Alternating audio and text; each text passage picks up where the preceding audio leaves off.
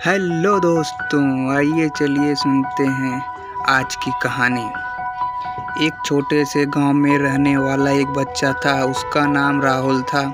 राहुल बहुत ही मस्तिष्क वाला और खेलने खुशने में आनंद करने वाला था। वह अपने माता पिता, दादा दादी और सभी गांव के लोगों के दिलों में बड़ा प्यार रखता था। लेकिन एक दिन राहुल के माता पिता ने उसे एक बड़ा फैसला सुनाया। वे उसे एक बोर्डिंग स्कूल भेजने का निर्णय किया। राहुल को यह समझ में नहीं आया कि उसे अपने घर से दूर भेजा जा रहा है। उसके मन में बहुत सारे सवाल थे। बोर्डिंग स्कूल में रहने का आदेश आने के बाद राहुल गमगीन हो गया। वह नहीं चाहता था कि उसे घर छोड़कर जाना पड़े।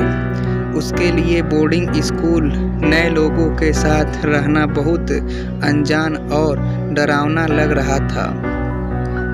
परंतु राहुल के पिता ने उसे समझाया कि बोर्डिंग स्कूल जाना उसके लिए अच्छा है। वहाँ उसे अनुशासन के साथ अध्ययन करने का अवसर मिलेगा और वह अपने भविष्य को सफल बनाने के लिए तैयार हो जाएगा। राहुल के पिता ने उसे कहा कि अनुशासन उसके जीवन का एक महत्वपूर्ण हिस्सा है और यह उसे सफलता की ऊंचाइयों तक पहुंचने में मदद करेगा। राहुल ने अपने पिता की बात मान ली और बोर्डिंग स्कूल जाने को तैयार हो गया।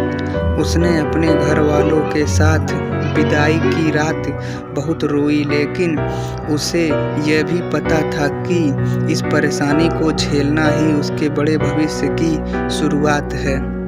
बोर्डिंग स्कूल में पहुंचकर राहुल को अपने रूममेट्स ने बड़े प्यार से स्वागत किया। वहां के अध्यापक और स्टाफ भी बहुत दयालु और सहायक थे।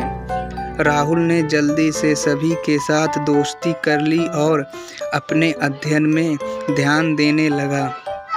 बोर्डिंग स्कूल में रहने के कुछ ही दिनों में राहुल ने अनुशासन का महत्व समझ लिया। वह जान गया कि अनुशासन के बिना जीवन में सफलता नहीं मिलती। वह अपने सभी कामों को समय पर करता और अपने अध्ययन में भी ध्यान देने लगा। समय के साथ राहुल की मेहनत और अनुशासन उसे बड़ी सफलता तक पहुंचा दिया। वह अपने स्कूल में शीर्ष पर रहने लगा और सभी अध्यापकों के दिलों में एक बहुत अच्छे छात्र के रूप में राज करने लगा।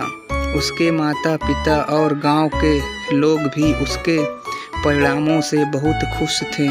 इस कहानी से हमें यह सीख मिलती है कि अनुशासन और मेहनत सफलता के मार्ग में बहुत महत्वपूर्ण होते हैं। हमें समय पर काम करना और दूसरों के साथ अच्छी दोस्ती बनाना भी सीखना चाहिए। इससे हमारा जीवन सफलता की ऊंचाइयों को छू सकता है। दोस्तों, ये कहानी आपको कैसी लगी कमेंट बॉक्स में ज़रूर बताएं और ऐसे ही कहानी के लिए चैनल को फॉलो और सब्सक्राइब ज़रूर करें। धन्यवाद।